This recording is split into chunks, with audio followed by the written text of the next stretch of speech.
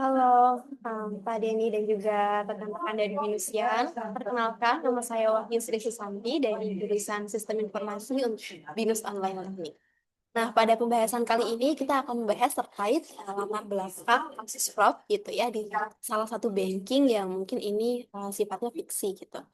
Nah, untuk 3 poin garis besar yang akan kita bahas sebagai latar belakang, yang pertama adalah laporan keuangan di sini bisa menunjukkan suatu kebocoran data atau dana gitu ya. Selanjutnya, indikasi fraud di sini bisa terindikasi melalui rekening palsu dan juga account yang disusupi. Nah, yang ketiga adalah big data analytics dapat digunakan untuk melakukan deteksi fraud secara real time.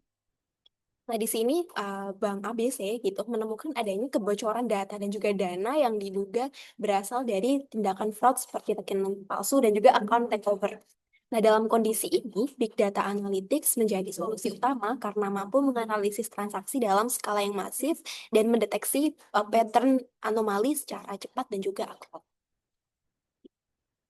Selanjutnya adalah analisis, tipe analisis, dan juga mode analisisnya.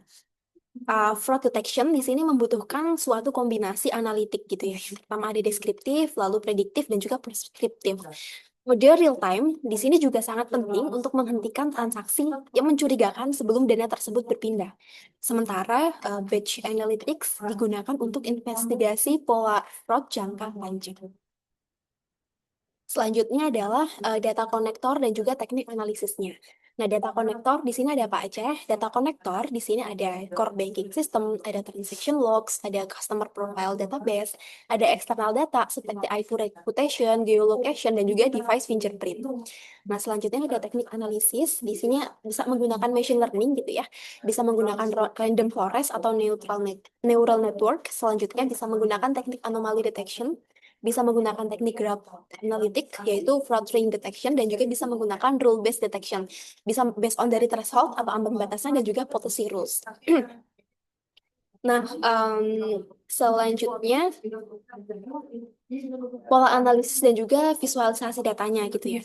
Jadi pola fraud ini dapat dikenali dari transaksi tidak biasa, perpindahan lokasi yang mendadak, dan juga hubungan antar rekening yang mencurigakan. Nah, selanjutnya ada visualisasi datanya gitu ya, seperti time series, heat map, dan juga network graph bisa membantu investigator memahami pola fraud ini secara cepat. Nah, selanjutnya ada rekomendasi dan juga kesimpulan.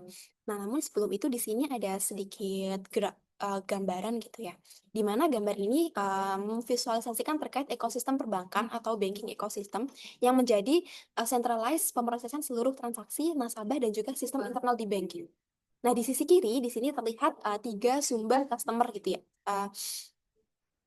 Ya, 3 sumber transaksi utama yaitu legitimate customer atau nasabah sah, lalu compromise customer device alias perangkat nasabah yang telah disusupi, dan juga identity theft alias pencurian identitas. Ketiga entitas ini mengirimkan data transaksi ke sistem perbankan. Dalam ekosistem perbankan, data transaksi ini dianalisis menggunakan Risk and Protection Service yang terdiri dari 3 komponen utama. Pertama adalah algorithmic awareness, yaitu algoritma atau model analitik yang digunakan untuk mendeteksi pola anomali atau perilaku mencurigakan gitu ya. Selanjutnya yang kedua adalah real time analytic, yaitu analisis streaming untuk mendeteksi fraud saat transaksi secara berlangsung.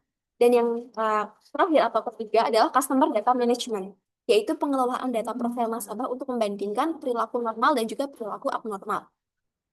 Lalu dari hasil analisis tersebut akan menghasilkan suatu fraud alert yang dibagi menjadi 2 jenis, yaitu internal fraud alert dikirim ke front office atau tindakan internal seperti misalnya pemblokiran transaksi atau verifikasi nasabah.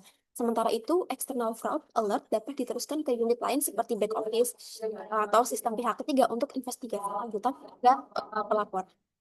Nah, di sisi kanan, untuk front office dan juga back office tetap melakukan transaksi operasional normal dengan banking ecosystem.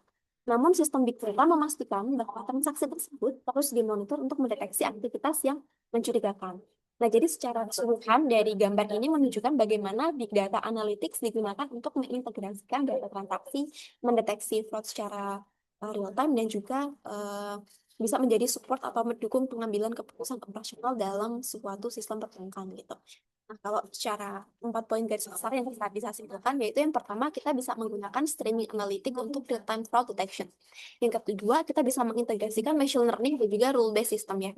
Yang ketiga, yaitu mengimplementasikan dashboard monitoring fraud. Jadi, ketika nanti ada suatu fraud atau kegiatan abnormal dari customer ataupun transaksi, kita bisa melihat data tersebut atau logs-nya secara real-time. Nah, selanjutnya adalah menerapkan feedback loop untuk model retraining. Yang terakhir dan yang gak kalah penting adalah meningkatkan terkait governance dan juga compliance data. Nah, seperti yang kita sudah tahu ya, bahwa undang-undang terkait banking dan juga keuangan kita sudah diatur di Undang-Undang PDP gitu ya, di mana di situ kita harus menjaga data nasabah kita, lalu transaksi nasabah kita. Mungkin sekian sharing dari saya. Apabila ada masukan dan juga tambahan dari Pak Denny dan juga rekan-rekan. Nah, ini merupakan sumber referensi yang saya ambil untuk membuat slide ini. Terima kasih.